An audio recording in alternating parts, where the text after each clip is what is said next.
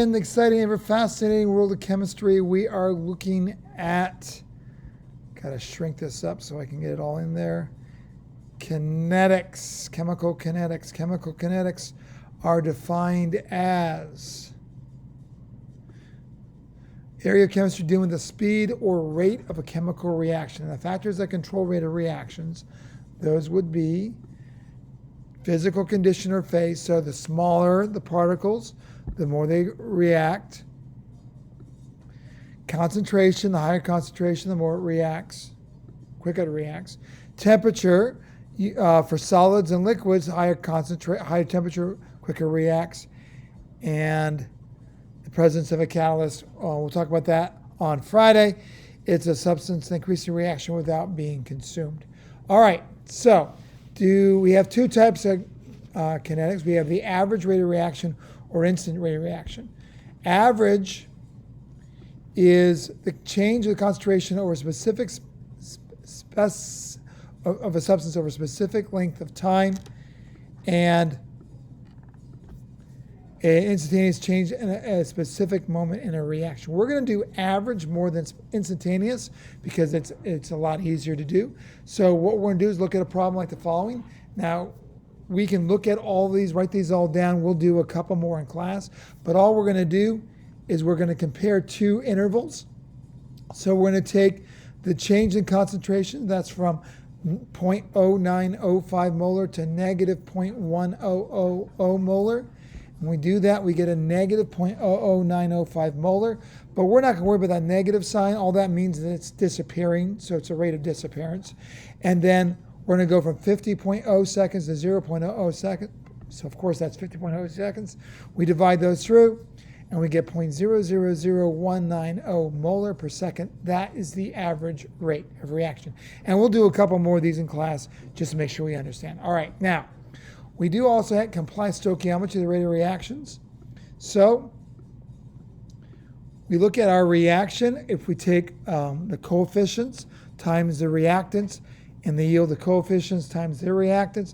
The way that we do the problem is the rate of disappearance, that's what negative means, of the change in the concentration of my first reactant over time is 1 over that coefficient is equal to negative 1 over the rate of coefficient of the B value is equal to, now we're going to be positive for the change in the rate of the concentration of the products, so forth and so forth. Let's take a look at a problem and make it a lot easier to look at. All right, so determine the rate of disappearance of ozone in the reaction of ozone to oxygen.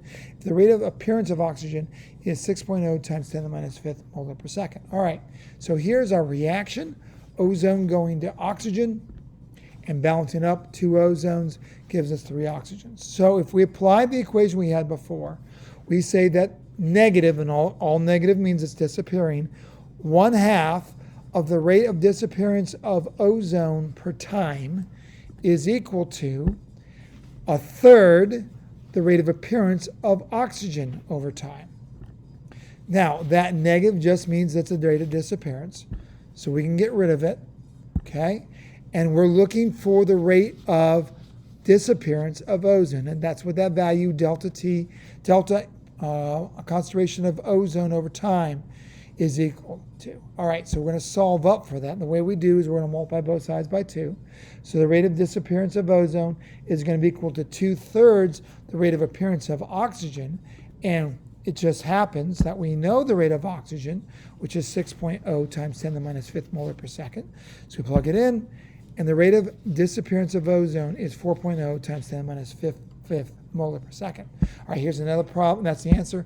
There's another problem we'll do in class. All right, now, rate law, last thing we're going to talk about. Well, no, it's not, but we'll get to a few other things.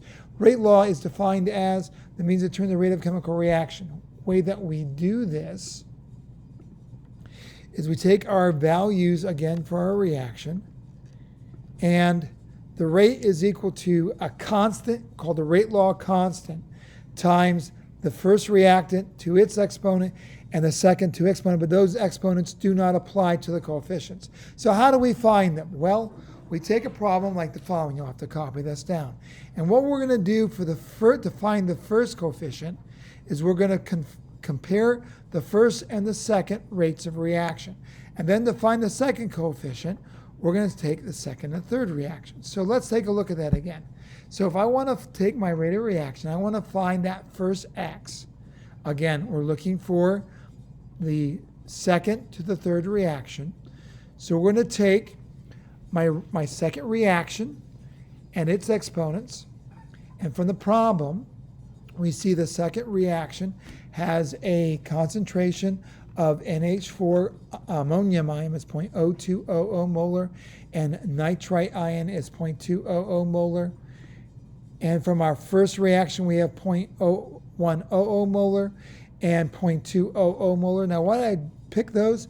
I picked those, well, when you do those, you get that value. Put those values in there from the rate of reactions. All right, we put those cross out. So all we're left with is 0.0200 to x over 0.0100 per x, which gives us 2 to the x. And we divide 1.08 times 10 to the minus 6 by 5.04 times 10 to the minus 7th, I get 2. Well, what value is x going to be to make that true? X is going to be the first. So that means for my rate for ammonium, the coefficient is 1. All right, let's look at the second to the third again. We said for the second, we're going to do the second to the third. So second to third reaction rate, put our values in. And again, my first values are crossed out. That's why I did it this way. Put the values in for the rates. Okay, so 2 to the y is equal to 4. What value will make that true? To the second. So that means the concentration of nitrite has to be 2. So therefore, this is my rate law for this expression, okay? We'll do this together in class. All right, so how about order of a reaction? What's order of a reaction? Order of reaction is just simply a means of expressing the rate law. And it's very, very simple. It sounds complicated, but it's very simple. Let's look at the first one. Rate is equal to the rate law constant times concentration of SO times concentration O to the 1/2. Well, SO is to the first, and O2 is to the 1/2. So all we have to do is add them together. So the order of the reaction is the 1.5 order. We'll do the second one and third one in class. All right, determine the rate law constant. Now, that sounds complicated, but it really isn't. We'll start by finding the rate law constant. So we'll take our first problem we did again, and we'll take the equation and put all the values in, except I don't have K. So what am I going to do? I'll solve for K. So K is going to equal 0.54 times 10 to the minus 7th molar per second, divide by my concentrations. And when I do, I get a K of 0.0014 per molar second because my molars cross out. That's my rate law constant. I then use that if I want to find the rate. So rate is, let's take 0.100 molar, and the concentration of nitrite is 0.100 molar. Put those on my equations with my rate law constant now, and I get a rate of 0.000014 molar per second, or 1.4 times 10 to the minus 6 molar per second. That's my answer. Those are my answers. That's it. Hopefully that wasn't too bad. Take care. Be good.